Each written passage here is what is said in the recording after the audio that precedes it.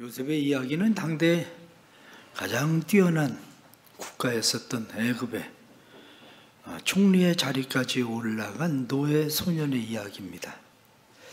모든 사람들에게 흥미진진한 이야기일 뿐만 아니라 심금을 울릴 만한 그러한 이야기입니다. 그것은 마치 모자이크 처리가 잘 된 그림과도 같고, 그리고 스테인드 글라스를 통해서 스며들어오는 빛처럼 아름다운 그러한 이야기입니다. 젊음과 아름다움, 야망과 유혹, 질투와 증오, 고난과 눈물, 용서와 관용, 그 모든 면에서 거의 흠잡을 데가 없는 훌륭한 인격을 가진 한 사람의 이야기입니다. 그래서 요셉을 예수 그리스도의 그림자다, 그렇게 이야기하기도 합니다. 그렇다고 요셉이 원래 처음부터 금수저를 물고 태어난 사람은 아닙니다. 그는 삶의 역경과 번영이 번갈아 교차하는 삶을 살아가면서 자기를 세상에 물들이지 않은 그런 사람, 끝까지 처음의 마음을 잃어버리지 않은 사람, 탁월한 인격 속에는 오랜 세월 동안 그 힘을 키워낸 그 세월의 고결함이 담겨져 있는 사람입니다. 용서가 무엇인지를 배운 것만 아니라 용서가 무엇인지 그 삶에 문헌하도록 행동한 사람이 바로 요셉입니다.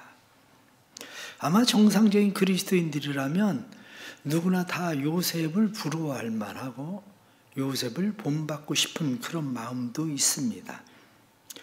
그러나 누군가에게 요셉과 같은 억울함과 고난의 삶을 줄 테니 요셉과 같이 되라 하고 이야기하면 그것을 선택할 수 있는 사람은 과연 얼마나 될까 하는 그런 생각입니다. 왜냐하면 부럽기는 하지만 우리가 범접할 수 없는 이유 가운데 하나는 그 과정 속에서 다듬어져가는 그의 삶의 인격. 우리는 그 과정에 연마되어지는 힘들고 어렵고 아픔, 그것을 얼마나 잘 견뎌낼 수 있을까 생각하면 아마 나는 그렇게는 못 견뎌낼 것 같다 싶은 그런 생각이 우리 안에 있기 때문에 실패에 대한 두려움이 우리 속에는 있습니다. 그러나 우리의 인생 가운데에 부러워하면서도 가까이 할 수 없는 사람이지만 요셉에 대해서 이야기할 때 하나님이 함께 하심으로 하나님이 요셉과 함께 하셔서 그 일이 이루어진 것이지 요셉 스스로 자기 자신을 갈고 닦아서 되어진 일은 아니라는 사실입니다. 그렇게 생각하면 우리도 하나님이 우리와 함께 하시면 우리도 그런 삶을 살 수 있지 않을까 싶습니다. 왜냐하면 예수님께서 볼지어다 내가 세상 끝날까지 너희와 항상 함께 있으리라. 내가 세상을 이겼노라. 두려워하지 마라. 강하고 담대하라. 주님이 그렇게 말씀하셨기 때문입니다. 그 말씀을 받았었던 사도 바울도 고백하기를 우리도 넉넉히 이기느니라. 그렇게 말씀합니다. 그렇다면 우리도 넉넉히 이겨가는 삶을 살아갈 수 있지 않을까 싶은 마음입니다. 사람들마다 자기가 지키고 싶은 것이 있습니다. 요셉은 무엇인가를 철저하게 잘 지켰기 때문에 거기까지 온 건데 우리도 무엇을 잘 지켜야 거기까지 갈 수 있는 삶이 되는 거죠. 그런데 우리가 지키고 싶어하는 그것이 목숨보다도 더 소중할 수 있습니다. 어떤 사람은 나라를 위해서 자유를 위해서 목숨을 버리는 일을 아까워하지 않습니다. 왜냐? 국가가 자유가 자기 목숨보다 소중하기 때문입니다. 어떤 사람은 돈이나 명예나 건강이나 자존심을 지키려고 자신의 목숨을 버리기도 합니다. 그러나 대부분의 사람들은 자녀를 지키기 위해서 자기의 목숨을 버리는 일은 흔하게 행할 수도 있습니다. 그렇다면 신앙인들은 무엇을 지키기 위해서 목숨을 버릴 수 있을까? 무엇을 지키기 위해서 목숨을 걸어야 될까? 하는 겁니다. 요셉은 보디발의 아내로부터 유혹을 받고 있습니다. 보디발의 아내가 끈질기게 요셉에게 나와 함께 동침하자 그러고 이야기합니다. 자기와 함께 동침하자고 이야기하는 그에게 주인께서 모든 것을 다 내 손에 맡겼지만 당신만은 내 손에 맡기지 않았습니다. 당신은 내 영역이 아닙니다. 그리고 내가 어떻게 하나님 앞에 그런 큰 악을 행하겠습니까? 거절합니다. 어느 날 사람들이 아무도 없을 때에 보디발의 아내가 요셉의 옷자락을 붙들고 그에게 동침하자고 이야기를 합니다. 그의 옷을 놓지 않으니까 요셉은 그의 옷을 벗어두고 나가버립니다. 이 일로 인해서 요셉은 힘들고 어려운 감옥 생활을 또 다시 하게 됩니다. 그렇지만 요셉은 지키고 싶었던 것이 있습니다. 그것은 다름 아니라 주인 앞에서 양심껏 서 있기를 원했던 거죠. 하나님 앞에서 자기의 양심을 지키고 하나님 앞에 부끄러움 없이 서기를 원했던 거죠. 우리가 하나님을 믿고 하나님을 지키는 방법은 무엇인가? 내가 믿는 하나님을 지키는 방법, 그것은 요셉과 같은 마음이 우리 안에도 있어야 됩니다. 가장 첫째가 하나님에 대한 믿음입니다. 그리스도인이라고 말하는 것은 살아계신 하나님을 믿는 사람을 그리스도인이라고 말합니다. 그리스도인은 예수님께서 우리를 구원하기 위해서 이 세상에 오셨고 예수님이 우리의 죄를 위해서 십자가 못 박혀 죽으심으로 말미암아 우리는 구원받았다는 것을 믿는 사람들을 그리스도인이라고 말합니다.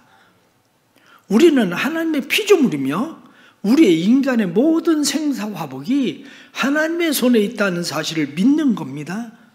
그러기에 우리는 하나님의 영광을 위해서 살아야 될 존재로 부르심을 받았다는 것을 믿는 것이 그리스도인입니다. 믿음의 사람들은 그 믿음을 지키기 위해서 어떤 사람들은 순교를 했습니다.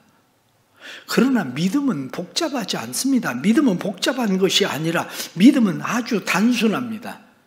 믿음이 단순하다는 것은 하나님과 나와의 관계입니다. 신뢰의 관계. 하나님과 나와의 신뢰의 관계가 얼만큼 두터운가? 그게 바로 믿음입니다. 보이지 않는 하나님을 보는 것 같이. 그래서 믿음은 바라는 것들이 실상이요 보이지 못하는 것의 증거니 하고 말씀하신 것처럼 하나님이 내게 어떻게 해주시면 내가 하나님을 믿겠습니다가 아니라 하나님이 내게 어떻게 해주시든지 상관할 것 없이 나는 당신을 믿습니다. 그리하지 아니하실지라도 나는 당신을 믿습니다. 이게 바로 믿음입니다. 믿음은 하나님에게 무엇을 요구하는 것이 아니라 내가 하나님을 믿고 신뢰하기에 그대로 따라가겠습니다. 그게 바로 믿음인 거죠. 요셉의 이야기를 좀 더 진행해 나가면 창세기 43장에 보면 요셉의 형제들이 지근의 때를 만나니까 애굽으로 식량을 구하러 옵니다. 애굽에 식량을 구하러 온 요셉의 형제들을 요셉이 보고 깜짝 놀랍니다. 아니 어떻게 내 형제들이 여기까지 식량을 구하러 왔을까? 그런데 요셉은 내색하지 않습니다. 당신들이 누구냐? 첩자인지 우리가 어떻게 알겠냐? 그러고 이야기하니까 그들이 이야기하기를 우리 형제는 원래 12명입니다. 그런데 하나는 죽었고 하나는 집에 두고 왔습니다. 그러고 이야기합니다.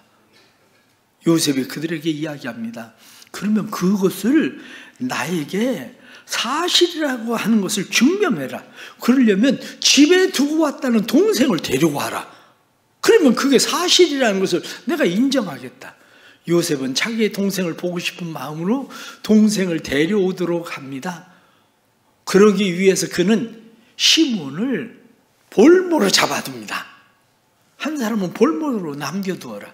그리고 가서 베냐민을 데리고 와라. 볼모로 잡혀있던 시몬은 생각할 때에 애굽에서 혼자 남아서 얼마나 마음이 불안하고 초조하겠습니까? 아니, 형제들이 올 시간이 됐는데 올 시간이 되어도 형제들이 오지 않습니다. 이제 나오나 저제 나오나 기다려도 형제들이 나타날 생각을 안 합니다. 마음이 불안하고 초조한 뿐입니다. 먹는 것도 소화가 잘 되지를 않습니다. 그런데 그 모습을 보고 있는 요셉의 마음은 어떻겠습니까?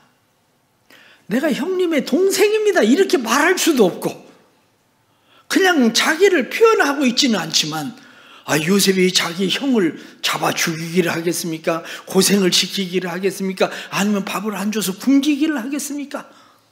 자기 형에 대해서 대우를 할 수 있는 것, 그는 나름대로 대우를 했을 겁니다. 그럼에도 불안해하고 초조해하고 있는 자기 형의 모습을 보면서 마음 가운데 생각하기를 그렇게 하지 않아도 될 텐데 하는 마음이 들어갑니다.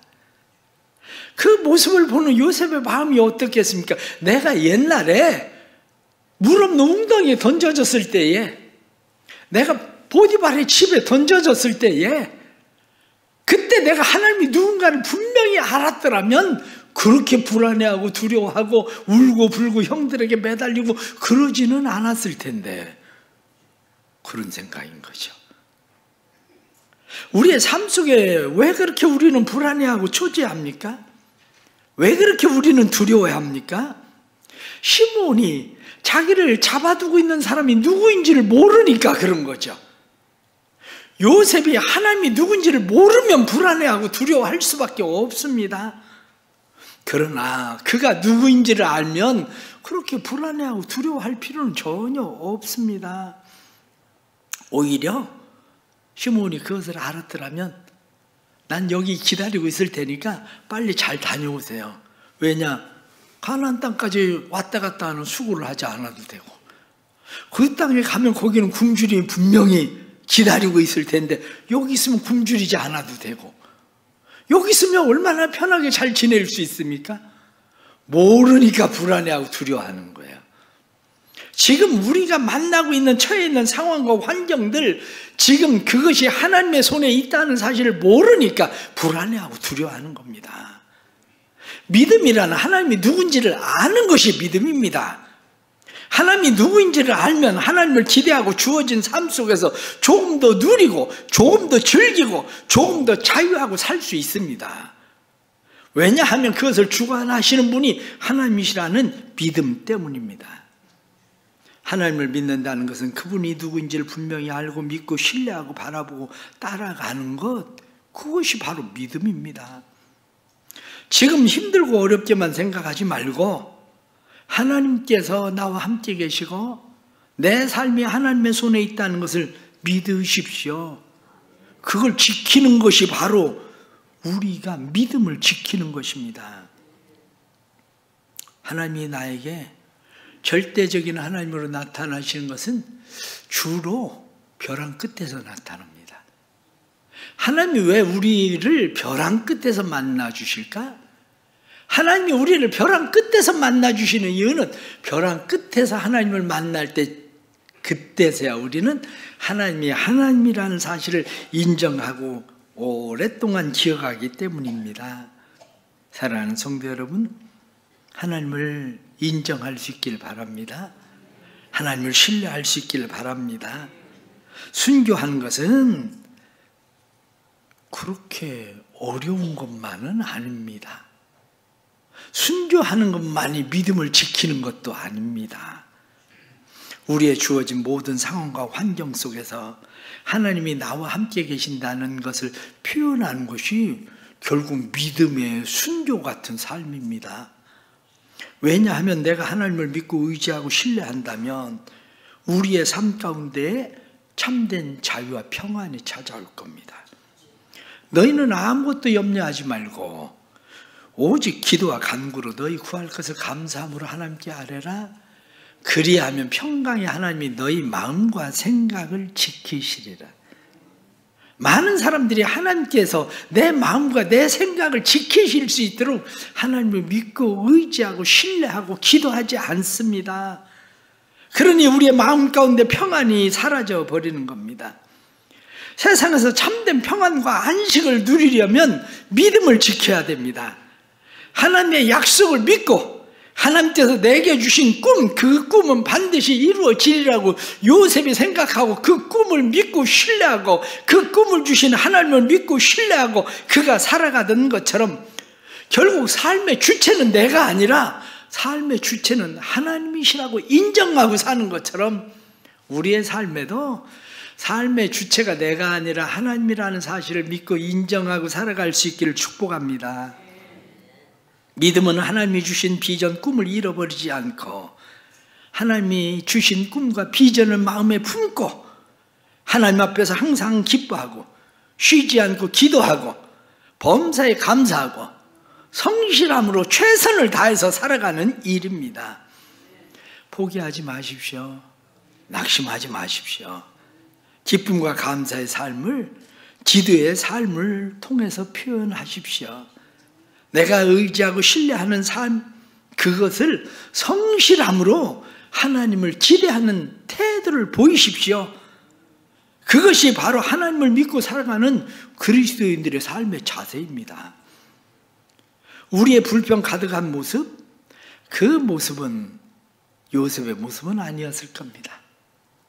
원망 가득한 우리의 모습, 그것은 요셉의 모습은 아니었을 겁니다. 요셉의 모습이 보디발의 집에서 감옥 속에서 그렇게 원망과 불평 가득한 모습이었다면 보디발도 그의 집의 일들을 그에게 맡기지 않았을 겁니다. 감옥에서도 감옥의 일들을 요셉에게 맡기지 않았을 겁니다.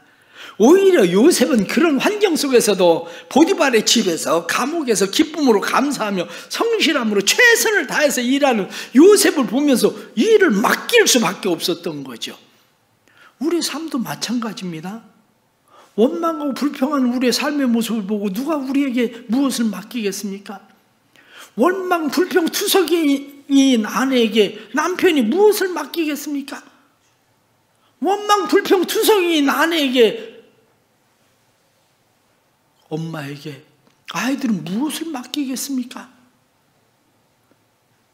하나님 앞에 감사함으로, 기쁨으로, 기도하면서 최선을 다해서 살아갈 때 남편은 아내에게, 아내는 남편에게, 부모는 자녀에게, 자녀는 부모에게 서로 믿고 신뢰하고 맡기며 살 수 있는 거죠.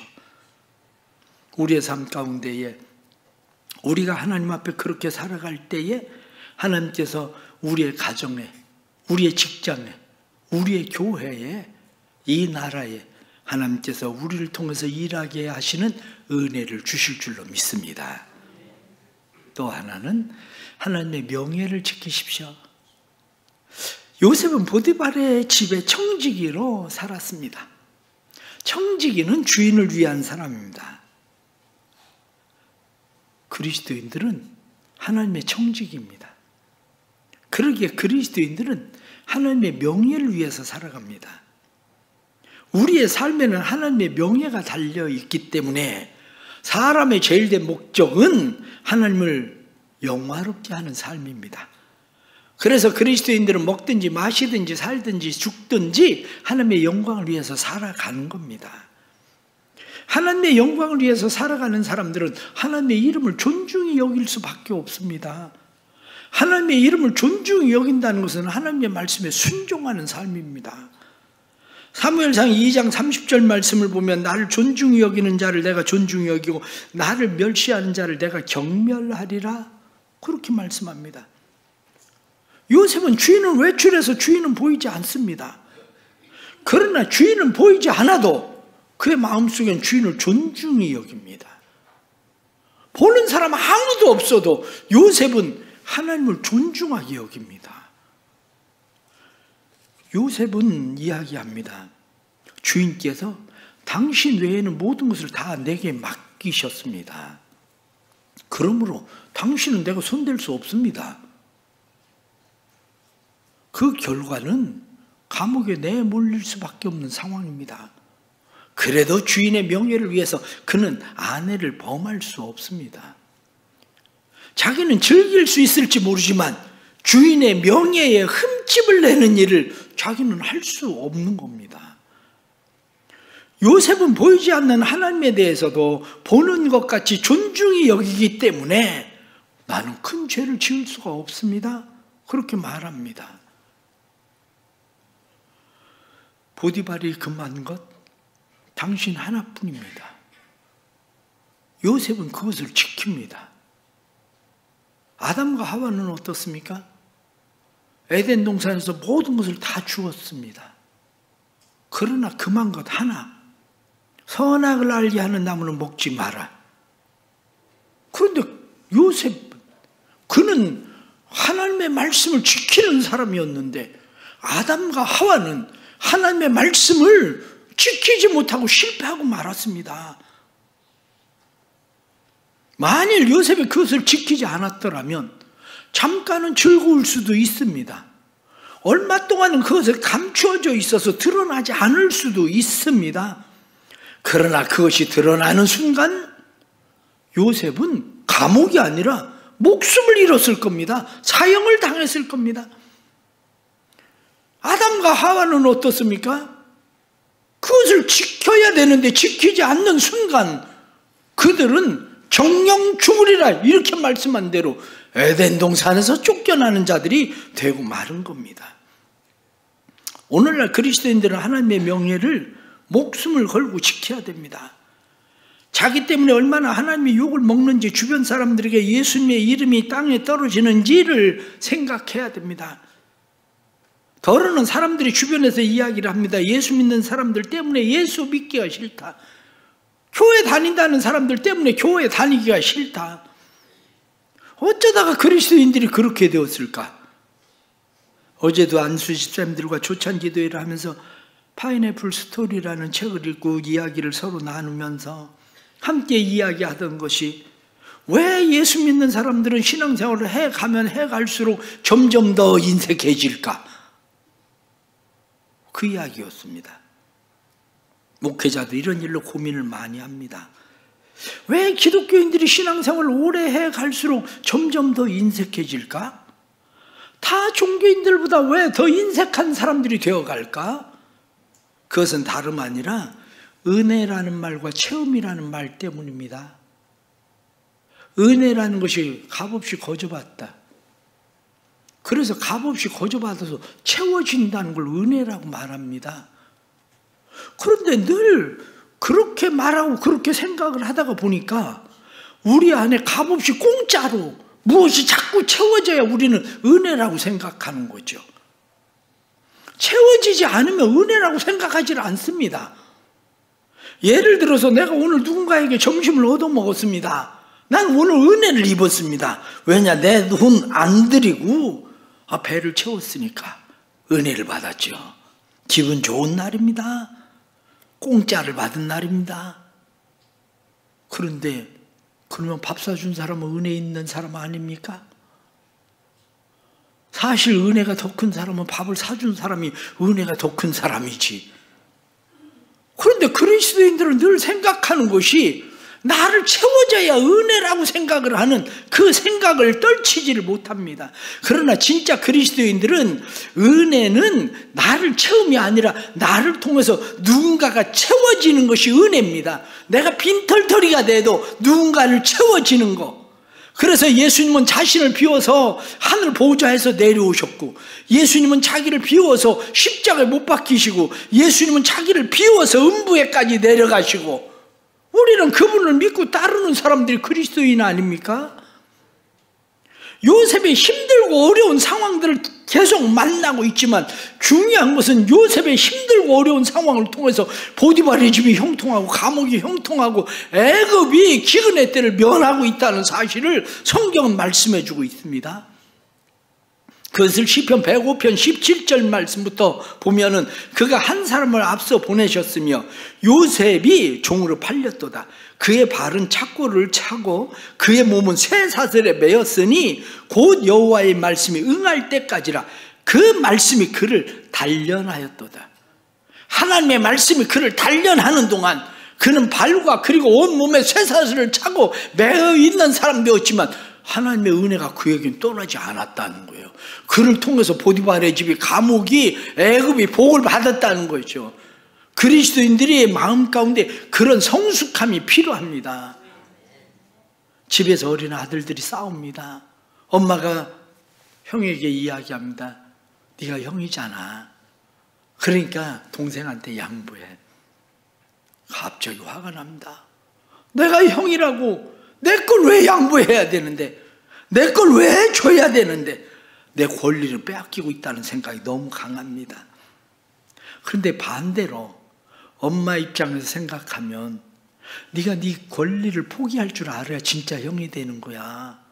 나이가 먹었다고 형이 되고, 일찍 태어났다고 형이 되고, 덩치가 크다고 형이 되는 게 아니라 네가 그것을 행할 줄 알 때 형인 거야.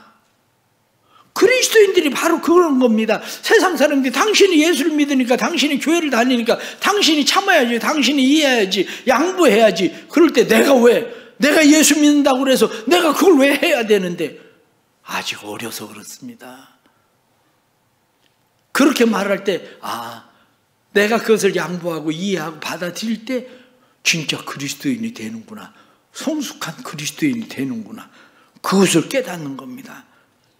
그러나 여전히 우리의 삶에는 내가 손해본다고 생각하기 때문에 화가 나고 분노하고 양보할 수 없고, 우리는 그렇게 하다가 보니까 하나님의 명예가 실추되는 일을 보게 됩니다. 그리스도인들은 포기할 권리를 가진 사람들이 그리스도인입니다. 하나님의 명예를 위해서 나를 포기하는 것, 그게 바로 성숙한 그리스도인이 되는 일입니다. 요셉은 주인의 명예를 지킬 줄 아는 사람, 하나님의 이름을 지킬 줄 아는 사람, 보이지 않는 하나님이지만 그 하나님이 어떤 분이라는 것을 보여줄 줄 아는 사람, 그 사람이 바로 요셉이었던 겁니다. 내가 섬기는 주인 보디발이 어떤 분인지를 보여주는 사람, 그 사람이 바로 요셉인 겁니다. 우리의 삶에도 역시 마찬가지로 하나님이 누구신지를 우리가 분명히 안다면 우리는 하나님을 지키고 싶어질 것입니다. 사랑하는 성도 여러분, 하나님을 지킬 수 있는 성도들이 되길 바랍니다.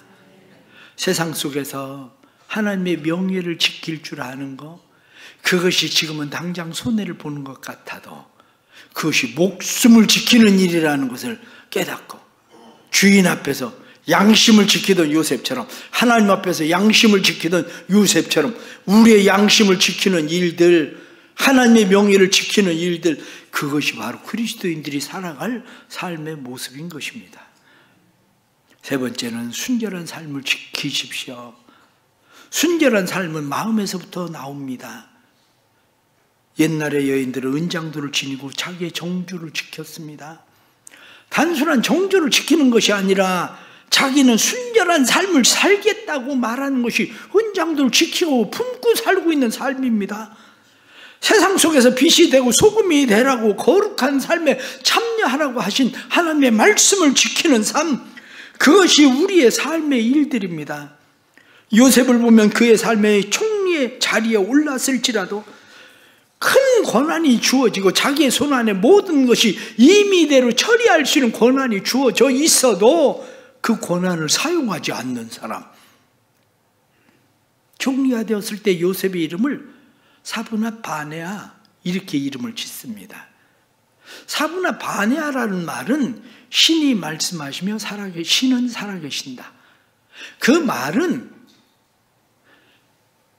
요셉의 신은 살아계시고 요셉의 신은 요셉을 통해서 말씀하신다. 그게 사브나 바네아란 말입니다. 하나님은 살아계시고 살아계신 하나님은 우리를 통해서 말씀하십니다. 그것을 알고 있는 요셉은 애굽에서 보디베라의 딸인 아스낫과 결혼을 합니다. 아스낫과 결혼을 하고 총리의 자리에서 점점 잘 돼가면 또 다른 욕심이 생기지 않겠습니까? 그 당시의 문화처럼 부인을 이제 좀 더 많이 둬야 되나? 우리 아버지도 부인이 4명이나 있었는데 우리 아버지보다는 많아야지 5명 이상은 두면 되지 않을까? 생각할 수도 있었겠죠. 그런데 요셉을 보면 아스낫 한 사람을 둡니다. 그리고 므낫세와 에브라임을 낳습니다.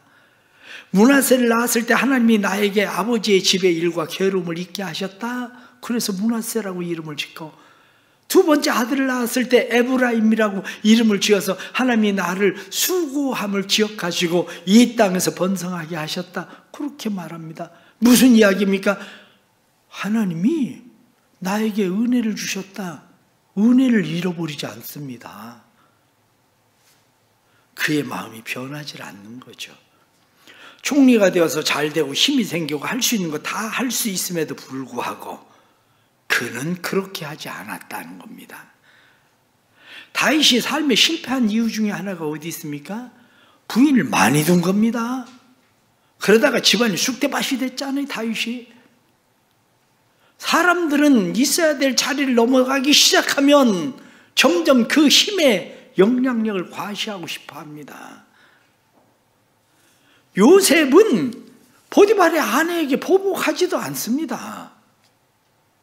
당신 때문에 내가 감옥에 들어갔다가 아니라 당신으로 인해서 내가 바로의 궁궐에 들어갔습니다. 자기 형들에게 보복하지도 않습니다. 형님들 나를 팔았다고 근심하고 걱정하지 마십시오. 한탄하고 후회하지 마십시오. 하나님께서 형님들보다 앞서서 나를 이곳에 보내셔서 애굽을 살게 하는 것뿐만 아니라 우리 온 가족을 살리시려고 하신 하나님의 계획입니다. 그렇게 말합니다. 우리의 삶이 여기에 있는 겁니다. 청지기로서 세상에서 거룩하게 살아가는 거. 그래서 성경 잠언 4장 23절 말씀은 무릇 지킬 만한 것 중에 내 마음을 지키라. 생명의 근원이 여기에서 남이라. 예수님은 우리에게 말씀하시기를 첫사랑을 잃어버리지 마라.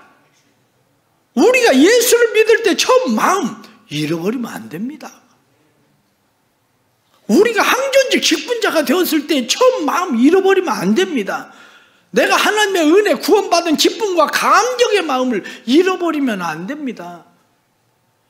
목사가 처음 목사 안수를 받을 때 마음을 잃어버리면 안 됩니다. 처음 마음을 지키는 거, 그것이 얼마나 귀중한지. 그러나 오늘날 많은 사람들이 처음 마음을 잃어버립니다. 이 나라를 보십시오. 공직자들의 범죄를 다루겠다는 공수처장이, 심지어는 대법원장이 방송에 나와서 뻔뻔하게 거짓말을 하고, 그것뿐입니까? 정치인, 목사, 사업가 모든 사람들이 다 나와서 뒤로 돌아서면 금방 드러날 거짓말들을 다 행하고, 그래서 어쩌라고? 그게 악인입니다. 악인은 다른 게 아니라 잘못을 했을 때 잘못했습니다, 이게 선한 사람이지, 악인은 그래서 어쩌라고? 이게 악한 사람들입니다. 이 세상이, 이 사회가 그렇게 되어가고 있을 때 로마서 12장 2절 말씀은 너희는 이 세대를 본받지 말고, 그렇게 말씀합니다. 요셉이 비록 애굽에서 살고 있지만 애굽의 문화에 길들여지지 않고 물들지 않고, 애굽의 생활 방식에 물들지 않고 길들여지지 않고, 애굽의 성적 부도덕함에 물들고 길들여지지 않고 요셉이 자신을 지키며 살던 것처럼, 그게 그리스도인들의 삶인 겁니다. 그래서 야고보서 1장 27절 말씀은 하나님 아버지 앞에서 정결하고 더러움이 없는 경건은 곧 고아와 과부를 그 환난 중에서 돌아보고 자기를 지켜 세속에 물들지 않는 것이라. 우리를 지켜서 세속에 물들지 않는 삶, 그 삶을 살아가려면 처음 마음을 잃어버리면 안 됩니다. 하나님의 은혜를 받았었던 처음 마음. 그러게 성경은 우리에게 말씀합니다. 믿음의 선한 싸움을 싸워라. 그렇습니다. 우리는 믿음의 선한 싸움을 싸워야 될 사람들입니다. 피 흘리기까지 싸워야 될 사람들입니다. 목숨 걸고 싸워야 될 사람들입니다. 우리 안에 선한 싸움을 싸우기 위해서 우리 안에 하나님의 선이 들어와 있어야 됩니다. 하나님의 선이 우리 안에 들어와 있을 때에 우리는 싸움에서 실패하지 않을 수 있는 겁니다. 세상의 수단과 세상의 방법, 세상이 요구하는 것들이 우리 안에 들어오기 시작하면 우리는 아담처럼 실패할 수밖에 없습니다.